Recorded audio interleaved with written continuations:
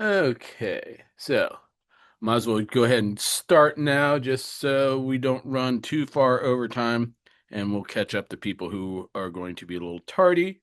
Um, just to start with, I wanted to say welcome and thanks for participating in this. The first thing I was going to do is go around and have everyone say what their college plans are and what they plan to study. And we'll get the others as they come in. So, Robin, how about you start? I'm What school are going you to going to? What are be. you going to study?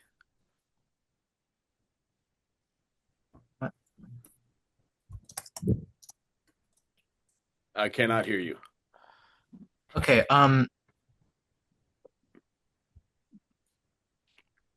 I am going to a four-year college, Randolph College. I will be par possibly majoring in both. I'll be doing a double major probably. Okay. What are the two majors? Something in the arts and something to do with programming. I'm not exactly sure which specifically yet, but Yep. That all sounds pretty cool. Awesome. Kathleen, college and potential major.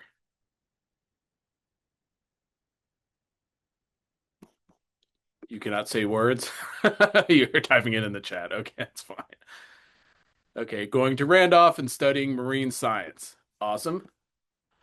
How about you, Barrett?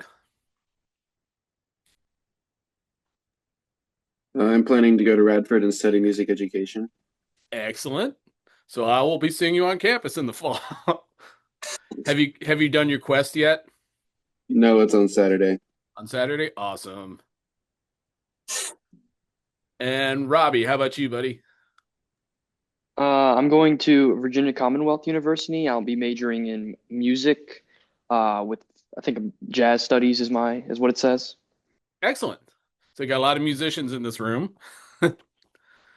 Okay, so this is just a kind of a truncated, shortened version of the class that I teach every semester in the fall at Radford, which is a basic college skills class to kind of orient you guys to the different expectations of college life and prepare you for all the stuff that you're going to be doing and hopefully doing successfully. So, um, always start every lesson with some objectives. So by the end of today, you should be able to recall the three things that you need to do to be successful in college. Explain what it looks like when you're doing these three things well, and to develop a strategy to hold yourself accountable to do these things. So that's basically what we're going to do today.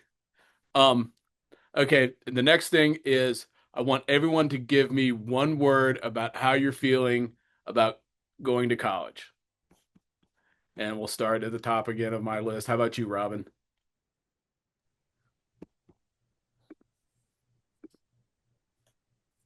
excited.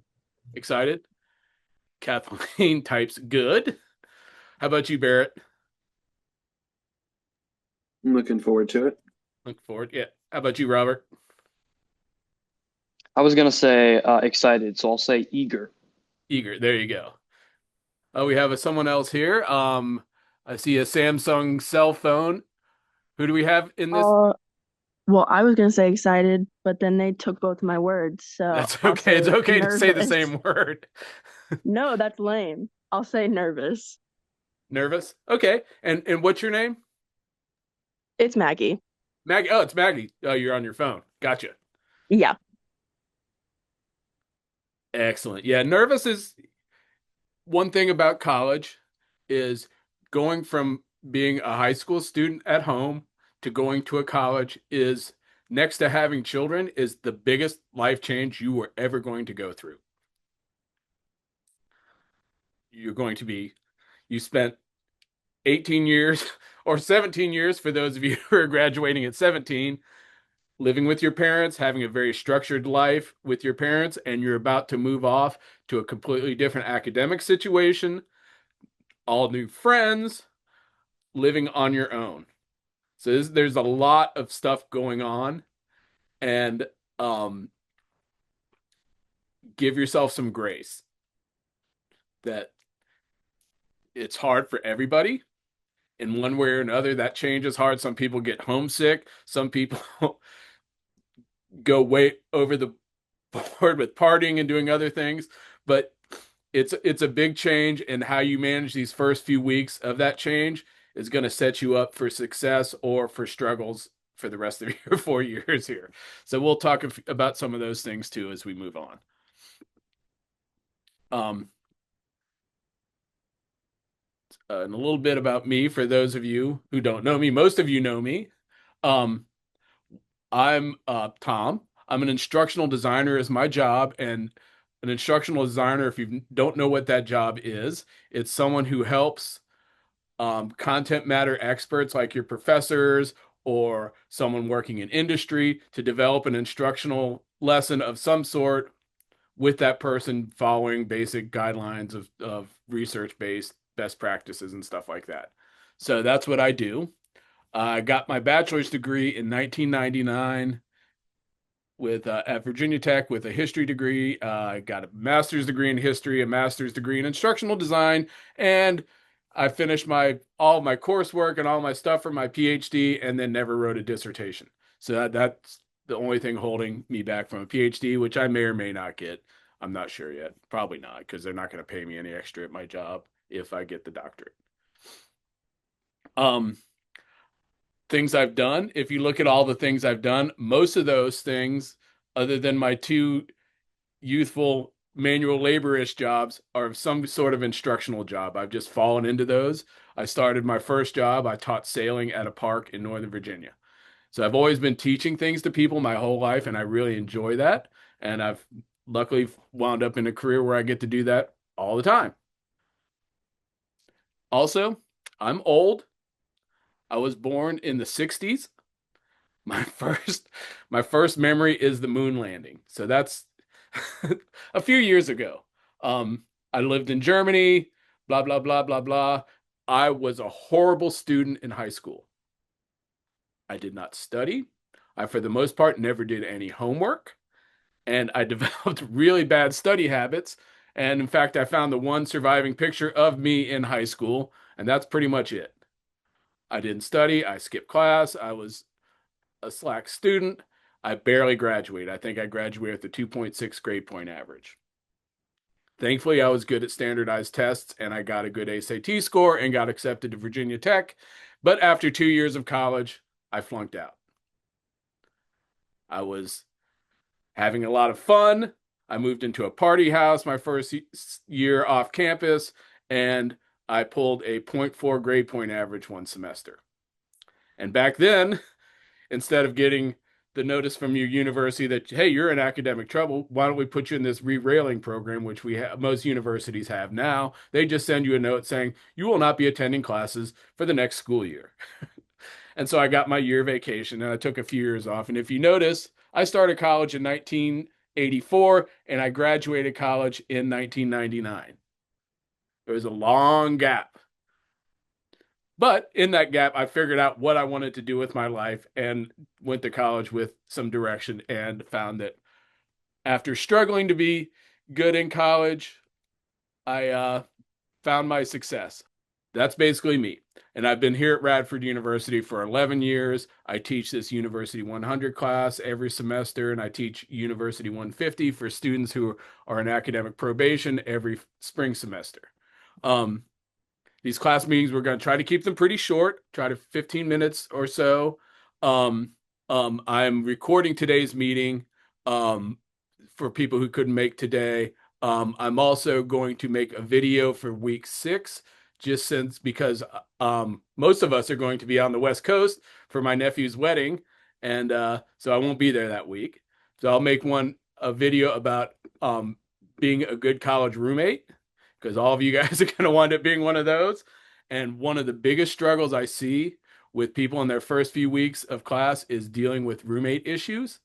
And you've got a lot on your plate when you're starting college to begin with. and dealing with that other issue and struggling with that, just another stressor on your life, and anything you can do to make that easier is going to make your life a lot better. Classroom policies, just be nice to people. I'm not a rule person. Everyone who knows me knows that I am not a rule person. Just be courteous. We're not going to get into anything controversial in any of these things. We're going to talk about how your brain works. That's the most controversial thing I think we'll probably do in this whole thing. So it's going to be pretty straightforward. Um, yeah, if someone says something, be respectful. Even if you disagree with them, that's fine to disagree, but we probably won't even get in anything where that's going to be an issue.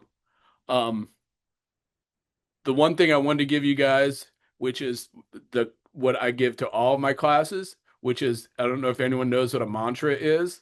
It's something in meditation that you repeat to yourself to get you focused on whatever thing you need to focus on, whether it's, improving your mood or whatever it is. But this one I give to people for keeping you on track academically. And there's three things. They're really easy to remember. They're easy to know when you're doing them and not doing them. They are a lot of work. There's nothing easy about this stuff. College is a lot of work. But the first thing you need to do, which is the number one predictor of academic success. Does anyone know what that is? Going to class. Yes. The first thing need to do is get your butt to class. If you're not in class, you're falling behind. If you're not in class, you're not seeing what assignments are due. If you're not in class, you're missing a lecture. If you're not in class, you don't know, you're missing group activities. You're missing all the things that are happening in your class. Every time you miss a class in college, it's an average of 3 to 5 points off of your final grade is basically the rule of thumb for missing classes. So how many classes can you miss before you lose about 10 points off of your grade in general? 3 or 4. By that point, you're probably, you can still get A's and there's certain classes you can get away with skipping more classes than other, but in general, every class you skip is going to cost you points off your final grade. There's not going to be anyone waking you up in the morning to go to class unless you have a roommate that you have a deal with, that you hold each other accountable for those things. But there's not, your parents aren't going to be getting you up and driving you to school. You have to get yourself going and go to breakfast and do all those things on your own. And if you skip a class, there's not going to be a truant officer showing up at your door saying that you're not in school. It's on you. And if you're not there, you're missing things. The next thing you need to do is make sure you turn your stuff in on time. Is it any less work to do an assignment and turn it in late than it is to turn it in on time? No, it's the exact same amount of work. But what else happens? Probably lose some points. So your A paper is now a B, or your B paper is now a C, or you said, and the longer from that deadline that you miss it, the lower that grade is going to be. Also, all of your other work starts piling up too. When you're late on one assignment, your professors don't hold all of your other assignments in queue waiting for you to get that one done to do others. Work starts piling up. What happens when you get a bunch of work piling up on you? How do you feel? Stressed. It's stressful. You get anxiety. And stress is sometimes a good reaction to things because stress gives you adrenaline that prompts you to move. The stress reaction is one of your primordial survival responses. If there's a bear chasing you, you're under stress. It gives you adrenaline so you can run as fast as you possibly can. You might not be able to outrun the bear, but hopefully you can outrun a couple of the people behind you. So it's a stress reaction, and human beings were not meant to be under stress for weeks and months and days on end. So yeah, anxiety and will start to compound when you have all these backed up assignments, and then you wind up getting none of them done. And that's when you wind up having a bad semester. So if you get stuff turned in on time, you might not get the greatest grade. If you have a B paper written and you know it's a B paper and you really want an A paper, and then you think, oh, if I'll just turn in one day late, it'll be okay. It's your B paper. If you get it actually rewritten to an A paper, it's still a B paper because you turned it in late. You did all this extra work that didn't really yield you any benefit. If you get that stuff in on time, you get your B paper. You're not even thinking about it the day after. You start working on all your other assignments. The last thing you need to do is follow the flipping directions. You're going to get directions in your syllabus for your reading assignments. You get directions in class for what you have to do the next class, your homework, all those things. Those are all structured to make everything make sense. And if you think about getting yourself to class, is not just dragging your carcass half asleep into your class. It's getting into class prepared to learn. If you have a reading assignment that's assigned before your class, do that reading assignment before class, because then that lecture is going to be based on that reading assignment, and it'll make a whole lot more sense to you if you've done that reading beforehand. So keeping in track on all those things is super important. And the more you work outside of the directions, or if you have this brilliant idea for a project that's kind of tangentially related to what your professor assigned you, and you ask if you could do this different project, that's fine. But I can tell you 100% you're going to get graded a lot more strictly than the people who just did what they were asked. So, and there's usually a reason, even if you don't see that reason, there was a reason why your professor structured those assignments the way they did and why they're asking you to do those things. And if you can bare minimum do those three things, get yourself to class, turn stuff in on time, and follow the directions, I will guarantee you in 4 years, some gray haired dude will hand you a piece of paper on a stage saying you are now a college graduate. And that's what we all want. Obviously, that's the bare minimum. If you want to actually learn the stuff that you're being taught so you can actually perform in that field, whatever you're studying, then you need to be an engaged student and do all the extra stuff that makes you a better engaged student, which is the stuff we're going to talk about for the rest of this 6 or 7 weeks. That being said, think about what you're studying. I think all the ones of you I know, I think you're pretty solid on the topics that you want to study. You may decide that a year in, this ain't what I want to do. Think about the stuff you're studying now is going to be what you're going to be doing with your life for the next 40 years or so. That's a long time. If you're studying accounting and you love accounting, that's awesome. If you study accounting and your parents told you should be an accountant because you'll make money or because you think you're going to make a whole bunch of money, that money goes to people who love accounting, not to people who think they're just going to make a bunch of money doing something they don't really care about. So find something you love to study and do that. You'll be a lot more successful. And this is the most selfish thing you may ever do in your entire life, is deciding what you're going to study and what you want to be. Your parents don't have to work this job for you for 40 years. Your significant others, your siblings, and your friends don't. It's you. You're the one who's going to get this degree and do this work. So if it's what you love, go for it. If it's not, start thinking about other things. And I thought this is a great one about how hard college is. This guy got a 2.4 grade point average his first semester in college. Figured he ain't going to be an engineer with those kinds of grades. But he wound up landing 2 spacecraft on Mars and designing one to land on the moon.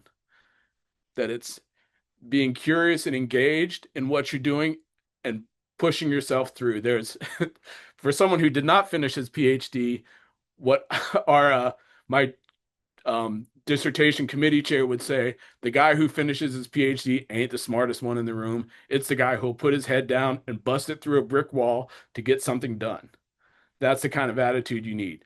And as they say, C's get degrees, and the person who finishes at the bottom of their doctoral class is still called doctor. So think about those things. It's perseverance and your curiosity to do things more so than that A, B, or C thing that they give you at the end of every semester. Homework, there's no homework. All I want you to do is think about how you guys study and how you learn, and we'll start working from there. So does anyone have any questions? And Do you have first day any is like pretty simple. Yeah. do you have any like general like study habits like or like any tips like for like maybe someone who didn't like it's something that you wouldn't do in high school but you would start to pick up on in college? In fact, yes. And that's what we're going to spend most of the rest of this time is talking about how you take notes, how you study in ways that are aligned with cognitive science and how you learn. Hmm. And one thing you will find is the study technique that we all use and we've all used all of our lives is probably the least effective one you can do, which is just rereading your notes. And we'll talk about how you use spaced repetition and all these other study techniques to help you get better at studying and better at remembering and how you can train your brain to do those things. Nice. Awesome. Excellent.